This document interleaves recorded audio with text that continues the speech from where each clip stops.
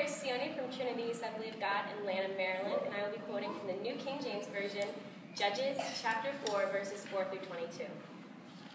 Now Deborah, a prophetess, the wife of Lapidus, was judging Israel at that time.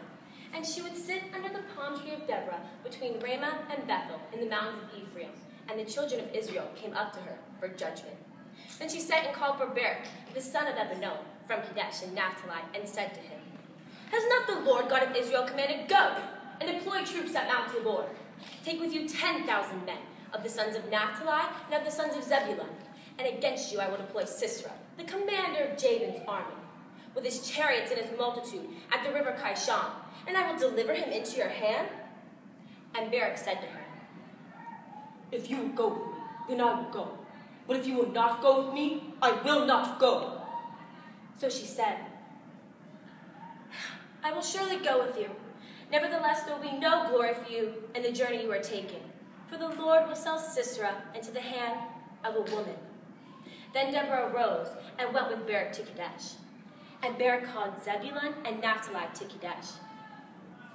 He went up with 10,000 men following him, and Deborah went up with him.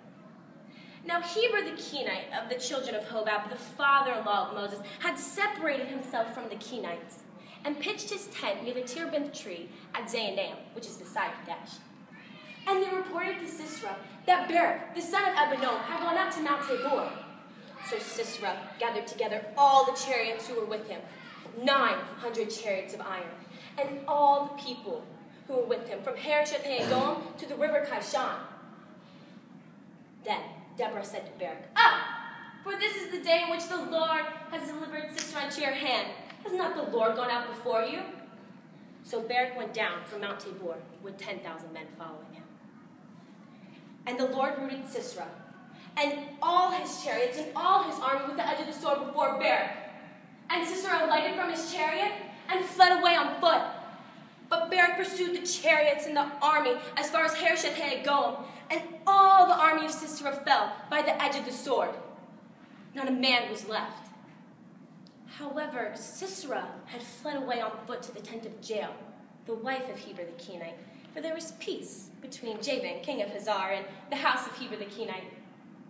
And Jael went out to meet Sisera and said to him, Turn aside, my lord, turn aside to me, do not fear. And when he had turned aside with her into the tent, she covered him with a blanket. Then he said to her, Please, give me a little water to drink, for I am thirsty. So she opened a jug of milk, gave him a drink, and covered him. And he said to her, Stand at the door of the tent, and if any man comes and inquires of you and says, Is there any man here? You shall say, No. Then Jael, Heber's wife, took a tent peg and took a hammer in her hand, and went softly to him, and drove the peg into his temple. And it went down into the ground, for he was fast asleep and weary. So he died.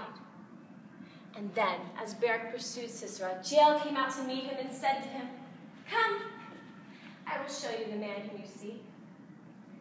And when he went into her tent, there lay Sisera, dead, with a peg in his temple. Woo!